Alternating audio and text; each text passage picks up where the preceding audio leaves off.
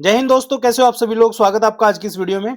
आज की इस वीडियो में हम डिस्कस करेंगे सीआईएसएफ रूल्स के रूल नंबर 33 के बारे में। दोस्तों, इससे पहले आपने एक चीज नोट की होगी कि हम बहुत सारे रूल जो है एक साथ जो है कवर कर रहे थे। जैसे रूल जो है हमने लास्ट वीडियो में हमने किया था 32 तक, जिसका आई थिंक 24 से 32 तक एक साथ बहुत सारे रूल डिस्कस किए थे।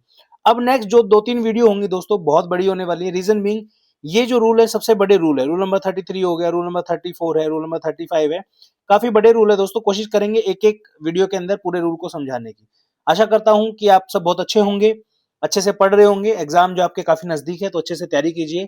और इस सीरीज को जो है इतना प्यार देने के लिए आपको बहुत बहुत धन्यवाद। प्लीज अपने दोस्तों के साथ जरूर शेयर करिए। जैसे ही सीआईएसएफ रूल्स कंप्लीट होंगे, हम आने वाली वीडियोस के अंदर सीआईएसएफ एक्ट और रूल्स के क्वेश्चंस को भी जो है डिस्कस करेंगे। दोस्तों, चलिए शुरुआत करते हैं रूल नंबर 33 के बारे में। अगर आपको याद है तो रूल नंबर 22 के अंदर हमने 32 के अंदर हमने डिसिप्लिनरी अथॉरिटी के बारे में बात की थी कि कौन जो है फोर्स मेंबर को जो है डिसमिस कर सकता है, या उसमें जो है आपका डिटेन कर सकता है, या आपको जो है डिसमिस कर सकता है। इस तरीके की चीज जो है हमने देखा था। इस रूल के अंदर बात होगी सस्पेंशन की। दोस्तों, बहुत इंपॉर्टेंट रूल है, अच्छे तरीके से समझेंगे, विद एग्जांपल समझेंगे। ठीक है। रूल नंबर 33 सस्पेंशन या निलंबन को जो है बताता है हमें। ठीक है। सबसे पहला जो इसका रूल नंबर 33 का सब क्लोज 1 जो है वो क्या बताता है हमें, ग्राउंड फॉर सस्पेंशन। ठीक है।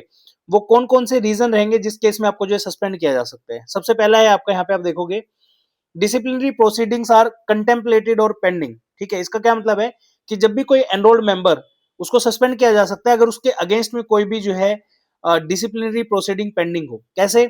मान लीजिए कोई कांस्टेबल है, उसके ऊपर जो है कोई केस चल रहा है, तो उस केस में जो है उसको सस्पेंड जो है किया जा सकता है। एग्जाम्पल के तौर पे समझिए, कोई सीआईएसएफ का इंस्पेक्टर है, उसको उसके ऊपर एक्यूजिशन लगा है एक्सेप्टिंग ब्राइब, यानी कि रिश्वत लेने का जो है एक्यूज उसको बनाया गया है। डिपार्टमेंट ने जो है एक डिपार्टमेंटल इंक्वायरी जो है प्लान की है, तो इस कंडीशन के अंदर जो है सस्पेंशन में उसका रखा जाएगा जब तक उसकी पेंडिंग इंक्वायरी कंप्लीट नहीं हो जाती बाय कंपिटेंट अथॉरिटी, यानी जो अथॉरिटी को पावर है उसको इंक्वायरी करने की, तो उस टाइम तक उसको जो है सस्पेंशन में रखा जाएगा। दूसरा है, a criminal case is under investigation, inquiry और ट्रायल। इसका क्या मतलब है, एनरोल्ड मेंबर को जो है सस्पेंड रखा जाएगा अगर उसके ऊपर कोई क्रिमिनल केस चल रहा है, अगर उसके ऊपर कोई इंक्वायरी चल रही है अलग से, अगर उसके ऊपर कोई ट्रायल चल रहा है। तो हो सकता है ना, मान लीजिए कोई व्यक्ति है, और इसलिए बोला जाता है कि जब भी आप किसी वर्दीधारी नौकरी में हो तो हमेशा अपने आप को बचाइए, क्योंकि अगर एक बार केस लगा तो फिर आपकी नौकरी जो है सस्पेंड आप हो जाओगे। जैसे इसमें इस केस में है, criminal case is under investigation, inquiry और ट्रायल। ट्रायल का मतलब क्या है, मान लीजिए आपकी वाइफ ने जो है आपके ऊपर जो है दहेज का आरोप लगा दिया। ठीक है, कि आप उनको तंग करते हो, ये सब। तो जब तक आपका ट्रायल चलेगा तब तक आपको जो है सस्पेंशन में रखा जाएगा। ये चीज आपको ध्यान रखनी है। नेक्स्ट आपका activities prejudicial to the security of state. ठीक है। अगर लगता है कि देश को जो है आपकी गतिविधियों से खतरा हो सकता है, तो उस कंडीशन में भी जो है आपको सस्पेंशन के अंदर रखा जाएगा। ठीक है। अच्छा, इसमें प्रोविजन क्या है, lower authority must report immediately and take approval within 30 days। इस लाइन से तो आपको बहुत चीज समझ में नहीं आएगी, बट मैं आपको बताना चाहता हूँ, जब भी कोई जो है आपको सस्पेंड करता है या आपके खिलाफ जो इंक्वायरी इनिशिएट करता है, तो वो अपॉइंटिंग अथॉरिटी, जो भी आपकी अपॉइंटिंग अथॉरिटी है, ठीक है, अगर उससे अपॉइंटिंग अथॉरिटी से छोटा है, मान लीजिए एग्जांपल के तौर पे आपको अपॉइंट किया है आईजी साहब ने, और आपको सस्पेंशन के अंडर लाने की कोशिश जा रही है कमांडेंट साहब की। ठीक है। तो कमांडेंट साहब इमीडिएटली जो है अपॉइंटिंग अथॉरिटी आईजी साहब को जो है लेटर लिखेंगे, और विद इन 30 days के अंदर अंदर जो है अप्रूवल लेंगे। ठीक है। ताकि आपको जो है प्रॉपर कार्रवाई जो है उस केस में की जा सके। ठीक है। अगर ये 30 दिन में नहीं होती है तो दिक्कत हो जाएगी। तो ये 30 दिन का जो टाइम है लोअर अथॉरिटी को दिया गया है कि आप जो है सीनियर अथॉरिटी से जो है इसका अप्रूवल ले लीजिए। देन आता है आपका rule number 33 sub close 2, deemed suspension, यानी कि सदस्य को स्वतः निलंबित माना जाएगा। किस केस में जो है खुद से मान लिया जाएगा कि हाँ भाई ये आदमी जो है सस्पेंशन में है। पहला केस है, from the date of detention if it is more than 48 hours. ठीक है।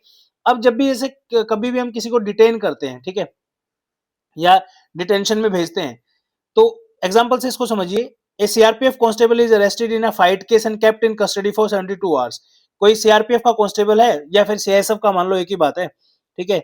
उसको जो है लड़ाई के केस में उसको पकड़ लिया और कस्टडी में 72 आवर्स से ज्यादा उसके हो गए, तो वो माना जाएगा कि वो सस्पेंशन में है। क्यों माना जाएगा भाई, जब आप ड्यूटी पे नहीं आ पाओगे तो सस्पेंशन ही माना जाएगा ना। यू आर अनेबल, या तो आप छुट्टी पे हो, आराम से चल रहे हो, सब कुछ सही है, लेकिन जब आप कस्टडी में होते हो, पुलिस कस्टडी में होते हो और 72 आवर्स से ज्यादा हो जाते हैं, तो ऑटोमेटिकली मान लिया जाएगा कि आप सस्पेंड हो चुके हो। ठीक है। दूसरा केस क्या है, from date of conviction with imprisonment if it is more than 48 hours if not immediately dismissed. ठीक है। इसका मतलब क्या है, कोई सीआईएसएफ का जवान है, वो कन्विक्ट हो चुका है और उसको 5 दिन की जो है इम्प्रिजनमेंट होगी है। ठीक है। But not immediately dismissed, he deemed suspended from the date of conviction. मान लीजिए इसको किसी व्यक्ति को जो है आज मान लो आपका 1 दिसंबर है, 1 दिसंबर को इस व्यक्ति को पकड़ लिया, ठीक है। उसके बाद जो है 5 दिसंबर को जो है फैसला सुनाया कि इस व्यक्ति को जो है सजा होनी है, तो सस्पेंशन जो है आपका 5 तारीख से जो है माना जाएगा, क्योंकि कन्विक्शन जो है 5 तारीख को हुआ है, तो 5 तारीख के बाद जो है सस्पेंशन आपका माना जाएगा, ठीक है। तो ये चीज आपको ध्यान रखनी है। नेक्स्ट आता है आपका रूल नंबर 33 का sub clause 3, penalty aside set aside in appeal and review. इसका क्या मतलब है? If dismissal, removal, compulsory retirement is set aside, case remitted for the further inquiry, suspension continue from the original penalty date. इसको एक example से समझते हैं। एक जवान है जिसको डिसमिस किया गया है आफ्टर इंक्वायरी, ठीक है। उस व्यक्ति ने, जवान ने कोई काम गलत कर दिया, उसकी जो इंक्वायरी हुई और इंक्वायरी के बाद में उसको डिसमिस कर दिया। उसने फिर अपील की कि भाई अब क्या होता है, जब भी ये चीजें आपको पता होंगी, इसलिए मैं आपको जो है कम थोड़ा सा इस पे ध्यान दे रहा हूँ समझाने के उसमें, लेकिन फिर भी मैं कोशिश करूंगा कि अच्छे से आपको समझ में आए। एक जवान है, उसने कोई गलत काम किया, उसके ऊपर इंक्वायरी चली और इंक्वायरी चलने के बाद जो है उसको डिसमिस कर दिया। क्या कर दिया? डिसमिस कर दिया। अब हो सकता है कि ये जो फैसला लिया गया है डिसमिसल का, ये जो है उसके जानबूझ के उसको तंग करने के लिए डिसमिस किया हो, तो इस व्यक्ति के पास पावर है कि वो अपील कर सकता है, ठीक है। On appeal dismissal is cancelled, ठीक है, and case send back for the री इंक्वायरी। अब इसने क्या किया, हायर अथॉरिटी के पास जो है अपील की, उसके बाद डिसमिसल जो है इसका कैंसिल हो गया। अब ये डिसमिसल कैंसिल होने के बाद री इंक्वायरी के लिए इस केस को भेज दिया गया। His suspension continue from the original dismissal date. अब जो है री इंक्वायरी होगी, ठीक है। एग्जाम्पल से इसको समझते हैं कि पहला जो केस है आपका 1 दिसंबर का है, इस व्यक्ति को जो है डिसमिस कर दिया 1 दिसंबर को, सॉरी 1 दिसंबर को जो है सस्पेंशन किया। सस्पेंशन के बाद जो है मान लो 10 दिसंबर को जो है इनको डिसमिस किया, ठीक है। इस बंदे ने अपील की दोबारा से, डिसमिसल जो था इसका वो कैंसिल कर दिया, मान लीजिए 15 दिसंबर को कैंसिल कर दिया, ठीक है। अब री इंक्वायरी के लिए इस केस को भेज दिया, मान लो 20 दिसंबर को, ठीक है। री इंक्वायरी के लिए 20 दिसंबर को केस को भेज दिया। His suspension continue from the original dismissal date, यानी कि 10 दिसंबर से ही इनका क्या डिसमिसल डेट जो थी वही ओरिजिनल जो है सस्पेंशन माना जाएगा, क्योंकि 1 से 10 तारीख तक तो केस ही चल रहा था ना, तो 10 तारीख के बाद उनको डिसमिस माना जाएगा, ठीक है। तो ये चीज आपको ध्यान रखनी है। अच्छा, ये आप बोलोगे कि सर एक एक दिन, दो दो दिन का फर्क क्यों होता है? भाई एक एक दो दो दिन नहीं है, महीनों लगते हैं इंक्वायरी में, ठीक है। अब उस दौरान अगर व्यक्ति सस्पेंशन में रहेगा तो उसकी सैलरी में कटौती होगी, बहुत सारी चीजें हैं, ठीक है। तो इस चीज का ध्यान रखना है आपको, एक एक दिन मैटर करता है यहाँ पे। देन आता है आपका rule number 33 sub clause 4, penalty set aside by the court. If court set aside penalty as void, authority decide fresh inquiry, deemed suspension from original penalty date. Example देखिए, high court question dismissal of a constable due to procedural error, ठीक है। यानी कि ये कोई व्यक्ति है, मान लीजिए इसका नाम ए है, ठीक है। इसको जो है क्या किया यहाँ पे डिसमिस कर दिया, ए को जो है डिसमिस किया, केस जो है आपका हाई कोर्ट चला गया। अब हाई कोर्ट को पता चला कि अथॉरिटी जो है, अथॉरिटी ने एरर किया है, ठीक है, डिसमिस करने में, तो डिपार्टमेंट जो है फ्रेश इंक्वायरी करेगा, दूसरा व्यक्ति करेगा कोई, ठीक है। ऑब्वियसली उन लोगों को दोबारा थोड़ी ना देंगे। डिपार्टमेंट ने ऑर्डर किया fresh inquiry, he is deemed suspended from the original dismissal date, यानी कि जिस दिन उसको डिसमिस किया था ना, उसी दिन से जो है उसका ओरिजिनल डिसमिसल डेट डिसाइड होगा। अब बार बार में एक चीज आप ध्यान देना, यहाँ पे आ रहा है suspended from the original dismissal date. जब तक केस का पूरा फैसला नहीं हो जाता है, या तो निर्दोष हो जाएगा या कंप्लीटली सस्पेंड हो जाएगा या फिर डिसमिस हो जाएगा सर्विस से, तब तक जो है केस उस पर चलता रहेगा। ओरिजिनल डिसमिसल डेट का क्या है, जिस दिन से डिसमिसल लागू हुआ है, यानी जिस दिन आपको डिसमिस किया है वही डेट रहेगी जब तक उसका प्योरली पूरा फैसला नहीं आ जाता है, ठीक है। इसलिए आप देखोगे यहाँ पे भी लिखा है he is deemed suspension suspended from the original dismissal date, यानी ये वाली, और लास्ट वाले उसमें भी हमने देखा था कि ही suspension continue from the original dismissal date. कितनी ही आप अपीलें लगा लो, कुछ भी कर लो, लेकिन अगर इंक्वायरी दोबारा होती है तो डिसमिसल डेट वही काउंट होगी जिस दिन आपको पहली बार डिसमिस किया गया था, ठीक है। नेक्स्ट आता है आपका continuation and modification. Suspension continue till modify और revoked, new disciplinary case during suspension may continue with reasons, suspension may be modified revoked by the same or higher authority। इसका क्या मतलब, एग्जांपल से देखिए, a suspended officer faces another disciplinary case during suspension।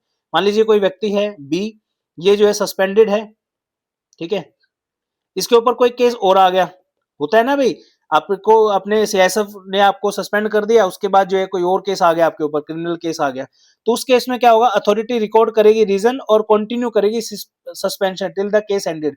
जब तक ये वाला case नहीं निपट जाता ना आपका, तब तक आप सस्पेंड ही रहोगे, घर पे बैठो भाई साहब, आपने जो गलत काम किया है उसका नतीजा तो भुगतना पड़ेगा, ठीक है। अब यहाँ पे जो है सस्पेंशन जो है मॉडिफाई किया जा सकता है, रिवोक भी किया जा सकता है, किसके द्वारा? हायर अथॉरिटी के द्वारा, ठीक है। ये चीज आपको ध्यान रखनी है। नेक्स्ट है आपका रिव्यू ऑफ सस्पेंशन, ठीक है। रिव्यू ऑफ सस्पेंशन का क्या मतलब है कि जो आपका सस्पेंशन किया गया, आपको सस्पेंड किया गया, क्या वो सही किया गया है? Mandatory review before 90 days, 90 days से पहले जो है आपका रिव्यू होना बहुत ज्यादा जरूरी है। Based on review committee recommendation, ठीक है। एक्सटेंशन और revocation, extension not more than 180 day as a time. Example देखिए, a constable suspended on 1 January is not in custody, review must be done before 31 March 90 days, suspension may be extended और revoked, ठीक है। Situation को देखते हुए 90 दिन के अंदर अंदर जो है उसका सस्पेंशन का रिव्यू होना चाहिए।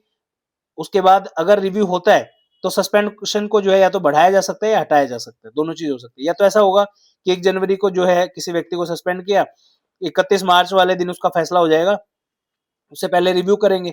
अगर रिव्यू में लगा कि यार और इसको एक्सटेंड करना है सस्पेंशन को, तो एक्सटेंड कर देंगे। अगर लगेगा सस्पेंशन सही है तो उसको रिवोक कर देंगे, बोलेंगे जाओ भाई तुम फ्री हो, मजा मारो, ठीक है। लास्ट है आपका इसमें rule number 33 sub close 7, validity of the suspension. Suspension invalid after 90 days unless reviewed and extended, ठीक है। वही केस लगाओ सेम, आपका 1 जनवरी को जो है सस्पेंशन हुआ था, अगर 90 डेज के अंदर अंदर जो है अगर वो रिव्यू नहीं होता है तो ऑटोमेटिकली मान लिया जाएगा कि आपका सस्पेंशन जो है वो इनवैलिड है, ठीक है। No review needed if member is still under detention, 90 days counting from the date of release और इंटीमेशन विच एवर लेटर, ठीक है। अब एग्जांपल देखिए इसका क्या है, as 1 suspension is not reviewed within 90 days, suspension automatically becomes invalid, यानी suspend आप फिर नहीं रहोगे, हट जाएगा सस्पेंशन। एक्सेप्शन क्या है यहाँ पे, इफ जवान is still in jail on 90th day, review not needed until release, यानी कि जवान जो है अगर जेल के अंदर है तो रिव्यू की जो है जरूरत नहीं है, ठीक है। तो ये आपको ध्यान रखना है। तो ये थे आपके रूल नंबर 33, जिसके अंदर हमने देखा सस्पेंशन से रिलेटेड कुछ डाउट्स को। अब आता है एग्जाम में क्वेश्चन किस तरीके का पूछा जाएगा। 2-3 चीजें यहाँ पे, एक तो ये डेज इंपॉर्टेंट है, जैसे 90 डेज हो गया आपका, ठीक है। उसके बाद 180 डेज वाला हो गया, तो डेज के ऊपर खेलते हैं यूपीएससी कि 3 महीने, 6 महीने, 45 डेज, 1 मंथ, ऐसा इस तरीके से, ठीक है। तो वो ध्यान रखना है आपको। उसके बाद जो है इसके ऊपर क्वेश्चन पूछता है कि डीम्ड सस्पेंशन जो है किस में दिया हुआ है, तो याद रखना है रूल 33 सब क्लोज 2 के अंदर डीम्ड सस्पेंशन दिया हुआ है। देन आपसे पूछ लेगा ग्राउंड ऑफ सस्पेंशन जो है वो कहाँ दिए हुए हैं, रूल नंबर 33 सब क्लोज 1, ठीक है। तो ये आपका क्वेश्चन बनते हैं यहाँ पे। सो इस वीडियो में इतना ही, नेक्स्ट वीडियो में हम रूल नंबर 34 के बारे में डिस्कस करेंगे। Thank you so much, have a good day, Vande Mataram.